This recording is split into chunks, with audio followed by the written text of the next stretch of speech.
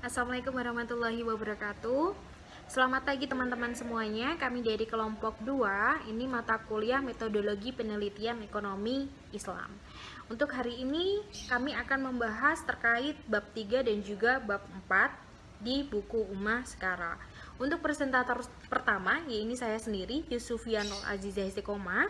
Kemudian nanti untuk presentator keduanya ini ada Mas Freddy Setiono. Dan yang terakhir nanti ada Mbak Wike Yuniati. Nah, untuk pembahasan di bab 3 ini mendefinisikan dan juga memperbaiki masalah.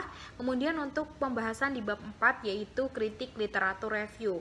Untuk bab 3 nanti ada beberapa subbab yang akan kami bahas. Yang pertama ini ada area masalah, kemudian ada riset awal, kemudian menentukan pernyataan masalah, kemudian ada jenis pertanyaan dasar, kemudian ada proposal penelitian, kemudian ada implikasi manajerial, dan yang terakhir ini adalah masalah etis tahap awal penyelidikan. Nah, masuk ke area masalah.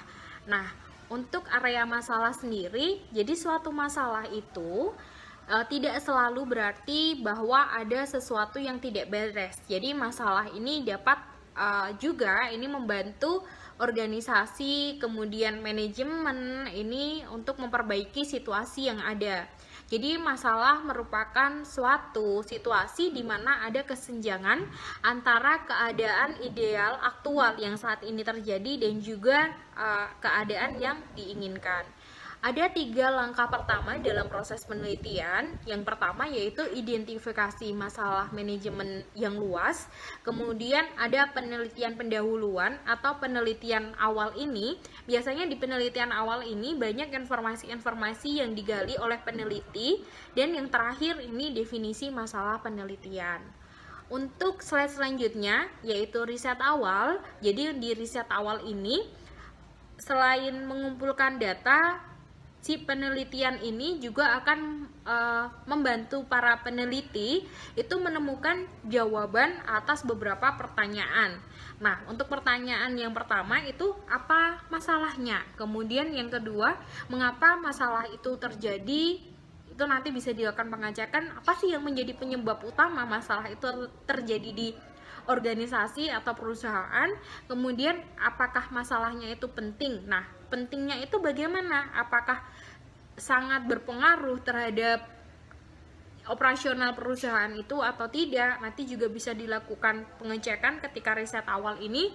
Dan yang terakhir, apa manfaat dari menyelesaikan masalah ini? Jadi manfaat-manfaat apa saja yang akan didapat itu nanti bisa didapatkan ketika si peneliti melakukan riset awal ini. Dan untuk riset awal ini ada beberapa informasi ataupun data-data yang bisa digali. Nah, data ini sendiri nanti meliputi 2 biasanya. Ada data primer dan juga data sekunder. Jadi untuk data sekunder ini data yang sudah ada, kemudian ini sudah diolah datanya. Bisa juga dia itu sudah dimunculkan di laporannya perusahaan, kemudian di website ataupun di internet lainnya. Kemudian untuk data primer. Nah, untuk data primer biasanya ini untuk mendukung si data sekunder tadi. Jadi mengecek relevansi untuk dari data yang sudah ada. Dan juga biasanya untuk data primer ini sendiri bentuknya bisa wawancara secara mendalam kepada beberapa respon maksud saya yang ada atau responden yang ada dalam penelitian. Kemudian untuk menentukan pernyataan masalah. Nah, untuk menentukan pernyataan masalah ini, jadi di tujuan penelitian dan juga pertanyaan penelitian ini harus saling berkaitan. Tidak mungkin untuk merinci pertanyaan penelitian secara memadai jika tujuan penelitiannya ini tidak jelas, kemudian tidak ditentukan ataupun ambigu. Jadi ketika pertanyaan kemudian tujuannya tidak jelas, ini akan menyebabkan masalah itu di akhir itu tidak terselesaikan karena dari awalnya sudah tidak jelas, jadi hasilnya pun yang diharapkan juga tidak jelas begitu. Kemudian pernyataan masalah yang baik ini mencakup pernyataan tujuan penelitian dan pertanyaan penelitian, di mana penelitian yang baik memiliki fokus yang bertujuan. Seperti poin pertama tadi, bahwa memang dari awal itu harus sudah ditentukan tujuan penelitiannya ini apa, sehingga mempermudah langkah-langkah selanjutnya apa saja yang harus dilakukan oleh si peneliti ini. Kemudian setelah tujuan ini teridentifikasi, barulah merumuskan pertanyaan penelitian dari studi yang dikaji. Nah, jadi nanti kemudian tahapnya adalah pertanyaan-pertanyaannya apa saja nih. Udah ada masalah, kemudian apa yang harus ditanyakan, yang harus ditelusuri lebih lanjut ketika penelitian itu berlangsung. Kemudian memasukkan satu atau lebih pertanyaan penelitian dalam pernyataan masalah, ini semakin memperjelas masalah yang harus diselesaikan. Jadi satu persatu pertanyaan yang ada itu nanti akan menyelesaikan masalah-masalah yang sudah dibahas di awal. Kemudian pertanyaan penelitian menentukan apa yang ingin dipelajari dari topik pembahasan. Ini cukup jelas ya. Kemudian pertanyaan penelitian adalah penjabaran masalah organisasi menjadi kebutuhan informasi yang spesifik. Kemudian yang terakhir, penting bagi seorang peneliti ini untuk benar-benar tertarik dengan pernyataan masalah yang coba dijawab sehingga tetap termotivasi selama proses penelitian. Jadi selama perjalanan penelitian pasti peneliti itu akan mengalami saat-saat susah nih. Nah, tapi kalau kita mengingat kembali apa tujuannya kita melakukan penelitian itu, nanti kita akan semangat kembali. Pertanyaan-pertanyaan apa saja yang belum terjawab harus kita selesaikan agar nanti mendapatkan hasil yang optimal dari penelitian tersebut.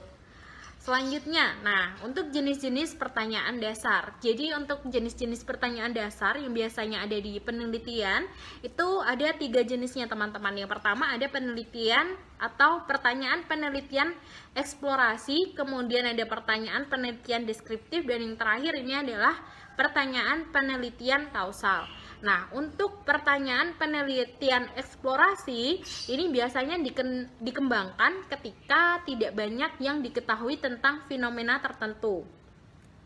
Kemudian hasil penelitian yang ada ini tidak jelas atau mengalami keterbatasan yang serius. Kemudian topiknya itu sangat kompleks, jadi sangat detail begitu, dan juga tidak tersedia cukup teori untuk mengembangkan kerangka teori yang sudah ada.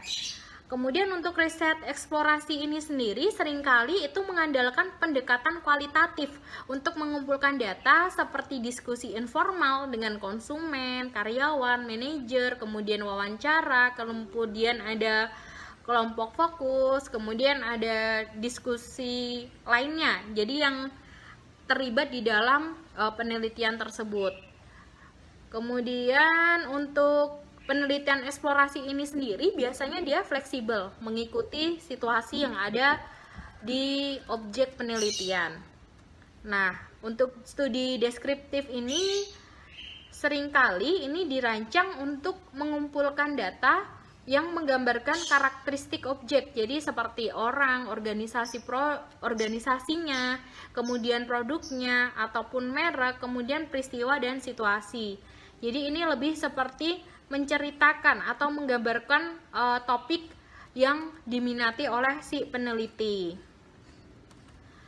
Untuk studi deskriptif ini sendiri, ini akan membantu peneliti untuk memahami karakteristik suatu kelompok dalam situasi tertentu, misalnya profit, kemudian ada segmen pasar dari organisasi tersebut, kemudian berpikir secara sistematis tentang aspek-aspek dalam situasi tertentu, misalnya faktor-faktor yang berkaitan dengan kepuasan kerja. Kemudian ada tawarkan ide-ide untuk penyelidikan dan juga penelitian lebih lanjut. Kemudian membantu membuat keputusan, ini sederhana saja, yang kemudian nanti memberikan efek bagi si perusahaannya tersebut atau dari objek yang diteliti. Kemudian yang selanjutnya ini pertanyaan penelitian kausal. Nah, pertanyaan penelitian kausal ini jadi lebih seperti studi kausal, menguji apakah salah satu variabel ini menyebabkan variabel lain berubah. Nah, di sini ada yang harus dibangun untuk membangun hubungan kausal ini. Jadi ada 4 kondisi di mana harus terpenuhi. Yang pertama yaitu variabel independen dan juga variabel dependennya harus saling melengkapi. Kemudian variabel bebas atau dugaan faktor penyebabnya ini harus mendahului variabel yang terikat. Kemudian tidak ada faktor lain yang menjadi kemungkinan penyebab perubahan variabel dependen. Kemudian yang terakhir itu diperlukan penjelasan logis atau teori dan harus menjelaskan mengapa variabel independen ini mempengaruhi variabel dependen. Nah, tadi untuk yang poin 3 yaitu tidak ada faktor lain, ini kayak error-error itu ya, biasanya dalam penelitian kan ada error-error itu tidak dimasukkan. Kemudian yang terakhir ini ada proposal penelitian. Nah, untuk proposal penelitian sendiri biasanya akan dibuat ketika di awal. Jadi sebelum peneliti ini melakukan penelitian lebih lanjut, pasti dia akan membuat proposal penelitian yang selanjutnya disampaikan kepada manajernya ataupun kepada pihak-pihak yang ada di situ seperti sponsor dan lain sebagainya. Tugasnya atau fungsinya sendiri untuk proposal penelitian ini adalah bahwa meminimalisir nanti ada kesalahpahaman ketika proses penelitian berlangsung, karena kan sudah jelas di awal. Nah, kemudian untuk proposal penelitian ini sendiri merupakan usulan penelitian yang disusun oleh peneliti, merupakan hasil usaha yang terencana, terorganisir, dan juga cermat. Nah, untuk isi proposal penelitian ini sendiri ada judul penelitian. Kemudian yang kedua ada latar belakang. Jadi yang melatar belakangi melakukan penelitian ini apa, itu nanti disampaikan. Kemudian pernyataan masalah. Jadi pernyataan masalah itu meliputi tujuan dan juga pertanyaan penelitiannya. Jadi sudah direng-reng apa saja yang mau dibahas, itu sudah ada. Kemudian ruang lingkup penelitiannya. Kemudian ada relevansi penelitian, keterkaitan begitu ya. Kemudian ada desain penelitian yang meliputi jenis studinya, apakah eksplorasi ataupun deskriptif. Kemudian ada metode pengumpulan datanya itu bagaimana, desain pengambilan sampelnya seperti apa, dan juga analisis datanya itu menggunakan apa. Kemudian kerangka waktu studi. Jadi di situ sudah jelas kira-kira untuk penelitian ini akan berlangsung dalam kurun waktu berapa lama. Itu sudah dijelaskan oleh peneliti melalui proposal penelitian yang dia buat. Kemudian untuk anggaran atau biaya-biaya apa saja yang mungkin dikeluarkan ketika penelitian itu berlangsung. Dan yang terakhir ini adalah bibliografi pilihan.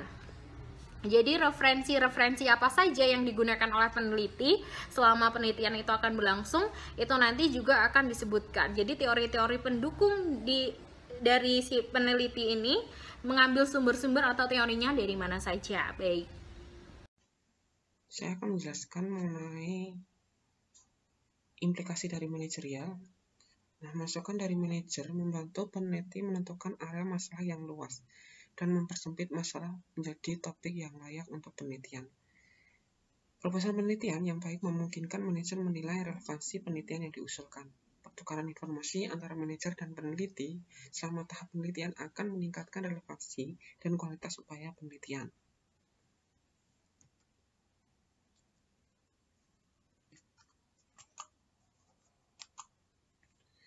Nah, masalah-masalah etis yang di tahap awal penelitian yang setelah kita masalah ditentukan dan pernyataan masalah didefinisikan, peneliti perlu menilai kemampuan penelitinya.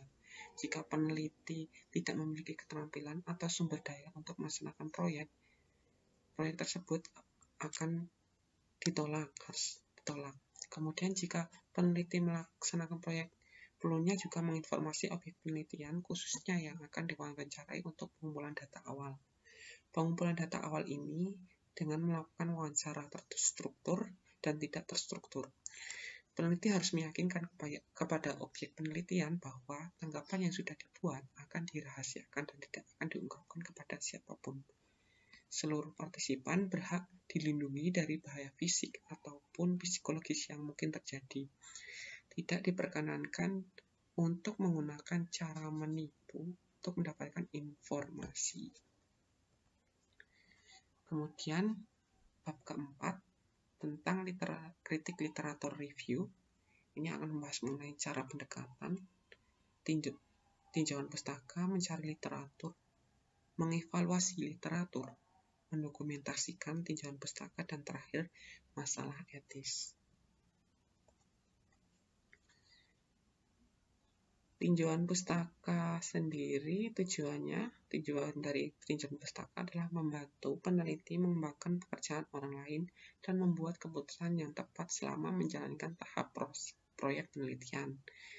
Tinjauan pustaka juga berguna untuk mengidentifikasi dan menyoroti tema yang relevan dan mendokumentasikan temuan kerangka kerja atau instrumen penting penelitian sebelumnya yang akan berfungsi sebagai dasar untuk proyek yang sedang berlangsung. Nah, untuk cara pendekatan tinjauan pustaka sendiri, langkah pertama dalam tinjauan pustaka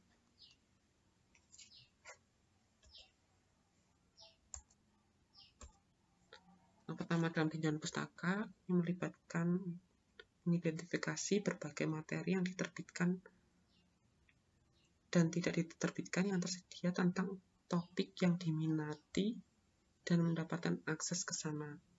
Nah, sumber-sumber datanya ini antara lain dari buku teks ini merupakan hal yang penting ya, sumber data yang penting yang memuat sumber-sumber teori yang berguna di bidang tertentu. Nah, ini buku teks ini juga akan mencakup beberapa topik yang akan diteliti juga. Buku teks menawarkan titik awal yang baik untuk menemukan sumber yang lebih rinci seperti artikel jurnal, tesis, manuskrip yang juga tidak diterbitkan. Kemudian berikutnya yaitu jurnal akademis dan profesional. Ini biasanya diterbitkan, dipublikasikan oleh beberapa kampus. Ini merupakan sumber informasi terkini yang sangat penting juga, karena ini sudah ditinjau oleh rekan sejawat atau reviewer maupun yang lebih berkompeten di ahlinya, terutama sebelum mereka diterbitkan biasanya direview dulu dan kemudian dipublikasikan. Kemudian berikutnya yaitu tesis. Ini tinjauan berisi dari tinjauan pustaka yang lebih lengkap pada bidang-bidang tertentu, dan kebanyakan tesis ini mencakup beberapa bab empiris yang sudah diteliti oleh peneliti dan nantinya juga akan diterbitkan dalam bentuk jurnal akademis. Kemudian proceeding konferensi ini bermanfaat juga dalam penelitian terbaru atau belum pernah juga dipublikasikan. Proceeding konferensi sangat mutakhir, dan karena alasan ini sumber informasi ini sangat berharga jika Anda bekerja di wilayah atau domain yang relatif baru. Kemudian berikutnya sumber naskah yang tidak diterbitkan, ini berupa manuskrip yang tidak diterbitkan sebagai sumber informasi apapun yang tidak secara resmi ditulis oleh individu, penerbit, atau perusahaan lain. Biasanya dalam bentuk makalah yang diterima untuk publikasi, tetapi masih dalam bentuk cetakan. Kemudian juga ada laporan-laporan dari departemen pemerintah, lembaga, komisi, maupun perusahaan-perusahaan yang mereka menerbitkan setiap tahun maupun bulanan dan sebagainya, yang melakukan penelitian dalam jumlah besar, lingkupnya nasional dan sebagainya, baik dari informasi pasar, industri, perusahaan, maupun yang lain. Koran-koran ini lebih memuat informasi-informasi bisnis dalam bentuk surat kabar dan sebagainya, yang memang juga update terkini tentang pasar tertentu, kemudian industri, dan informasi dari perusahaan. Kemudian yang terakhir tentang sumber datanya kita cari dari internet. Ini merupakan sumber informasi dalam jumlah yang lumayan banyak ya di sumber internet ini dalam di World Wide Web yang sangat besar. Kita bisa mencari buku jurnal, artikel jurnal, posting konferensi, maupun data-data yang khusus tentang laporan perusahaan yang memang banyak dimuat di internet. Kemudian berikutnya kita mencari literatur. Nah, dengan teknologi modern, menemukan sumber data telah dipublikasi menjadi lebih mudah. Beberapa keuntungan database yang sudah terkomputerisasi.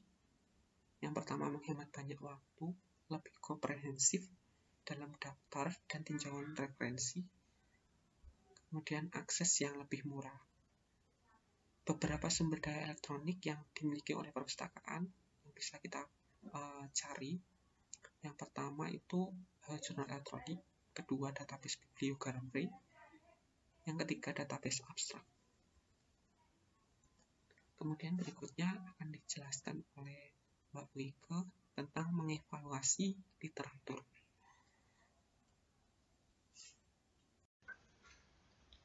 Baik, saya akan melanjutkan penjelasan dari materi sebelumnya. Kali ini saya akan menjelaskan mengenai mengevaluasi literatur, mendokumentasikan tinjauan pustaka, dan masalah etis. Nah, pertama yang akan saya bahas di sini adalah mengevaluasi literatur atau literatur review. Nah, apa itu literatur review? Menurut Yudi Agusta PhD tahun 2007 mengenai metode penelitian mengatakan bahwa literatur review merupakan analisa kritis dari penelitian yang sedang dilakukan terhadap topik khusus. Menurut Hasibuan 2007, literatur review berisi uraian tentang teori, temuan, dan bahan penelitian lain yang diperoleh dari bahan acuan untuk dijadikan landasan kegiatan penelitian. Nah, dari judul artikel atau buku akan menunjukkan mana yang mungkin relevan dan mana yang menjadi perihal untuk bidang yang diminati.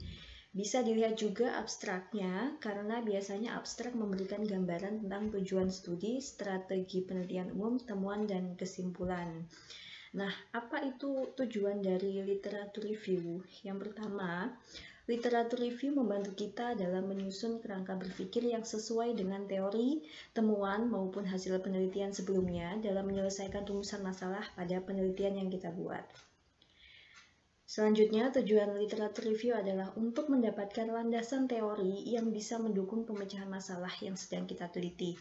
Teori yang didapatkan merupakan langkah awal agar peneliti dapat memahami permasalahan yang sedang diteliti dengan benar sesuai dengan kerangka berpikir ilmiah.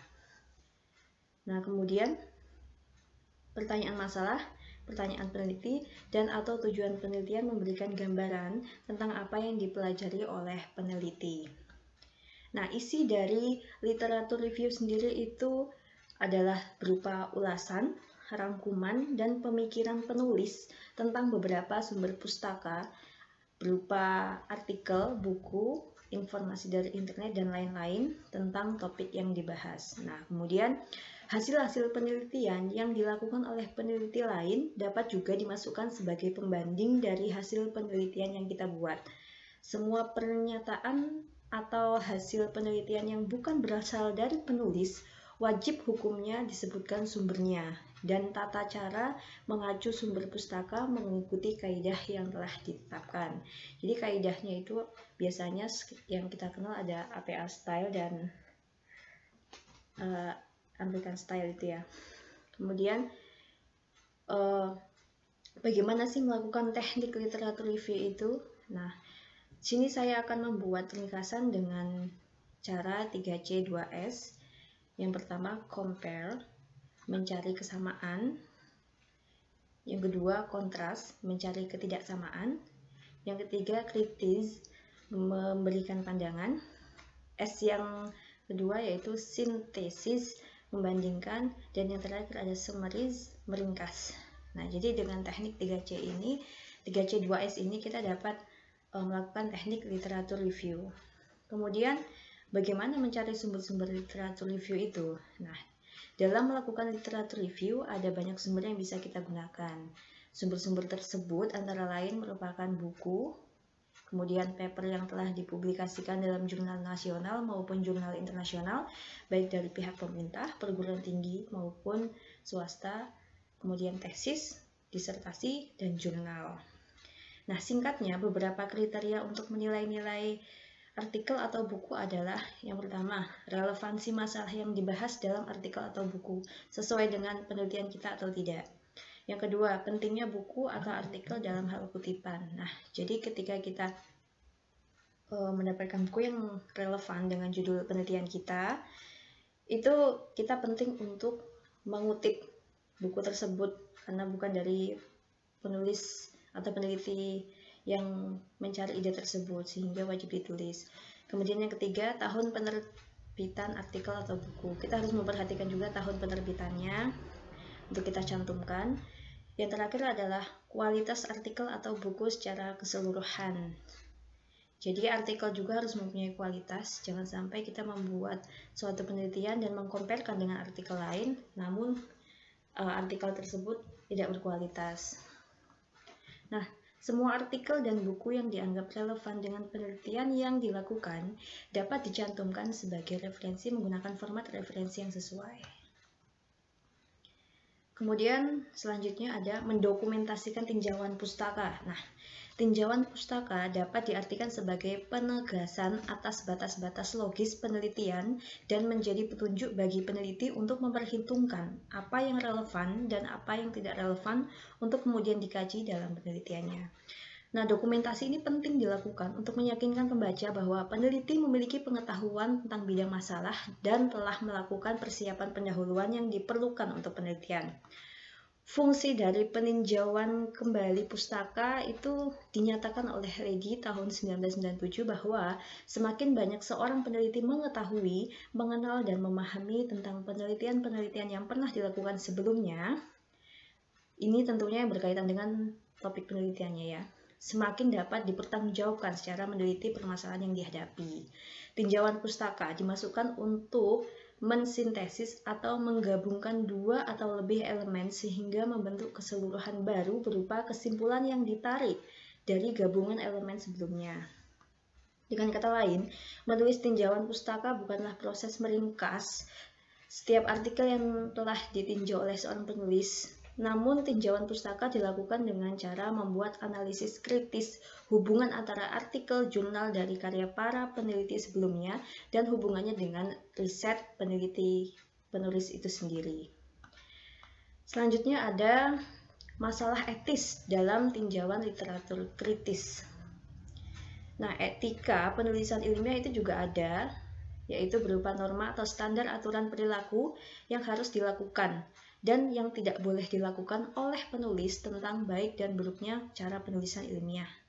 Nah, ada dua jebakan yang harus diwaspadai ketika meringkas, menambah, atau menentang karya orang lain. Nah, yang pertama adalah secara sengaja salah mempresentasikan karya penulis lain, yaitu sudut pandang, ide, model, temuan, kesimpulan, interpretasi, dan sebagainya. Ini secara sengaja salah mempresentasikan karya penulis orang lain. Kemudian yang kedua ada plagiarisme. Nah, penggunaan kata-kata, argumen, atau ide orisinal orang lain seolah-olah itu milik sendiri meskipun dilakukan dengan itikat baik. Itu arti dari plagiarisme. Kita menggunakan ide dan kata-kata orang lain walaupun dilakukan dengan itikat baik, itu hukumnya adalah kesalahan fatal dalam etika penulisan ilmiah. Nah, etika sendiri itu adalah merupakan suatu kejujuran, bebas dari plagiarisme. Sifat berikutnya adalah bebas dari mengikuti kata-kata penulis lain, sehingga penyusunan karya tulis ilmiah harus bebas dari plagiarisme, yaitu dengan menggunakan suatu gagasan, hasil penyataan, ataupun kalimat orang lain yang diakui sebagai karya tulisnya tanpa menyebutkan sumbernya. Kita boleh menulis kutipan dari orang lain, asalkan satu, harus menyebutkan sumbernya dan menjunjung hak cipta, menjunjung keabsahan atau validity terkait dengan konsep atau gagasan yang diungkapkan. Setiap penulis karya tulis ilmiah harus mampu mengungkapkan konsep atau gagasan yang diuraikannya secara baik, bahwa gagasannya adalah sebenar-benarnya gagasan yang menjadi dasar uraiannya.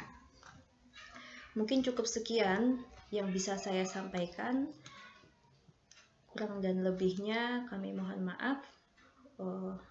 Saya dan kawan-kawan mengucapkan terima kasih dan mohon maaf kalau ada paparan kami yang kurang berkenan di hati para penyimak sekalian. Akhir kata, wallahul muwaffiq ila aqwamit thoriq. Wassalamualaikum warahmatullahi wabarakatuh.